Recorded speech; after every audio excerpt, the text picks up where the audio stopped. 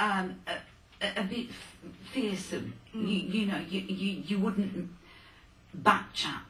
Well, I never knew anybody who did anyway. No, but that were years ago. But now you get a young policeman who's maybe joined the police because he does want to do something for society, and he has to put up with this, and then his superiors are turning around to him and saying, "Oh well, you mustn't upset them, and they've got their rights." I don't agree with that. I think if the police were allowed to be policemen, not bureaucrats, not filling in forms, if the police were on the beat, it's not going to stop overnight. But if children were aware that there is a price to pay, that you don't go through life doing what you want. No, there's no limits now. No, on how the police deal with things. No, because they go to the courts, and then the courts just go, "Oh, well, you're invading your civil rights," and this young lad with his hoodie. Well, I mean, it's a stupid law anyway. I mean, how ridiculous, because any child worth his salt, if he's told not to do it, is going to do it. Of course he's going to do it. That goes back. So, I mean, yeah, it's just a kid thing. Far better just totally ignore it, make nothing of it. But going back to what you were saying about the bobbies on the beat years ago. They knew the children. Yeah, they knew the children. But the problems are, there's no bobbies on the beat anymore. No. They're sat in the police station, filing paperwork. Or they're driving around. That's if you see them. You're lucky to see them on the estate. Unfortunately, we see quite a lot of the police around here because we have gangs of marauding drunken children on a regular basis on this back lane where I live.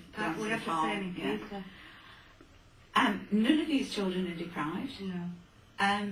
All of these children, there were 5 boys outside my back gate the other night, scrolling on the wall, and every other word was F this, F that. So, I mean, you couldn't even actually tell if they were having a conversation, because it was just swearing. Yet on the other side is another group of lads playing football.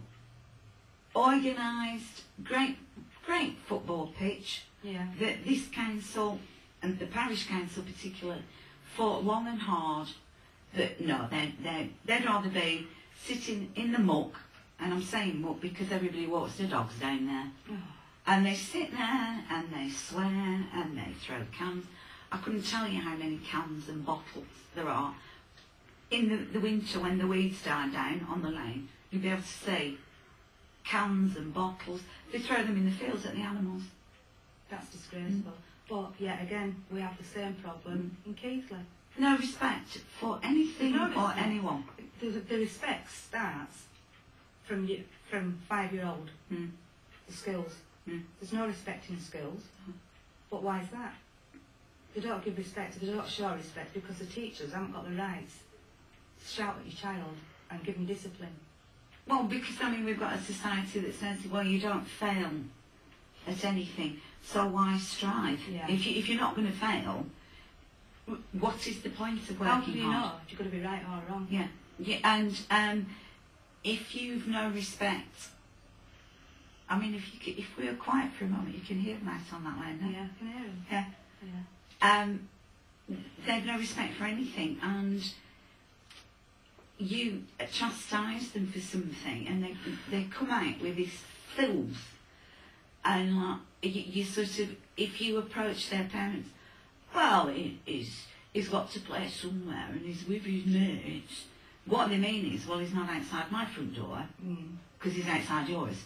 So well, great. This is another perfect example of that. This is down to the government, you know, and the society now. Yeah. You know, this is all Tony Blair's fault. It's not just Tony Blair's fault, because if the people who voted for Tony Blair didn't vote for Tony Blair, Tony Blair would have no power. Yeah, well, this is what we need to, you know, to get out. You know, we need the votes out there to vote for Nick Griffin. You know, vote for more councillors, get the MPs in, get Nick Griffin in, you know, and bring back discipline in schools, bring back, you know, the local bobby, you know, bring back everything that we used to have that we haven't got anymore. Where if a police officer says, as they did in the olden days, I'm going to have a word with your dad. Mm.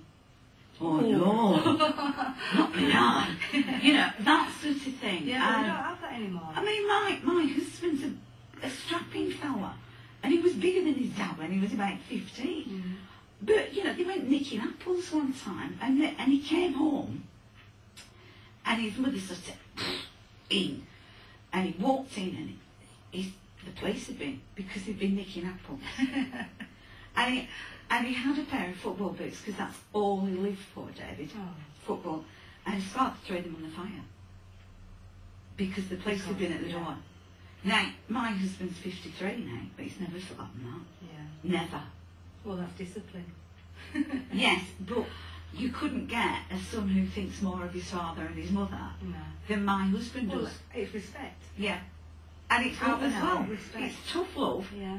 But he's never forgotten that he lost his football boots because he nicked some crab apples that they couldn't even eat. That nowadays, you can stab another child And you can get away with it. well, they'll give you counselling. Yeah. And we'll keep your identity secret so that you can grow up free. Mm. And, you know, you've paid your debt to society because we've educated you and we've provided you with a home and a new identity and you don't need ever to work and nobody will ever know where you live. What are you going to do? You're going to go and say, well, yeah, all right, I'll start work as a labourer and work my way up and I'll be the managing director of the building firm. Or are you going to say, well, what's the point of going out to work because my mates are all out on the street swigging beer? Yeah. Children have no incentive. They've no direction in life. No. They're no heroes. No, nothing. No, because the only heroes they have are footballers. Yeah. Well, nothing left in this country. I mean, we used to have YTSs when we were at school. Yeah, yeah. And you know, what's the apprenticeships? Yeah. We don't have that. That's Oh, all no, gone. we can't have that now because that would be differentiating. Because if you're stupid and you can't do it, it's not your fault. Mm. But unfortunately, there are people who are stupid. Yeah. It's not their fault. But why should somebody who is not stupid be penalised for somebody who is stupid? Yeah. Well, they shouldn't be penalised. They No. should bring back apprenticeships and YTS. But they're not. Everybody's on this level. Not this level. Everybody's down here. Marxism again, doesn't it? Mm. You know. Get them young. Keep repeating the lie over and over and over again, and eventually, people won't know any different. Yeah. And it's quite getting to that now. Yeah. Is the word, isn't it? Yeah. But it's Marxist teaching, isn't it? Mm. Repeat, repeat, repeat, repeat. Well, I know and a teacher. I know a teacher, and she works in a school. She worked in a school for years, and then one day she woke up. She thought, I'm not teaching this left-wing propaganda ever again. Mm.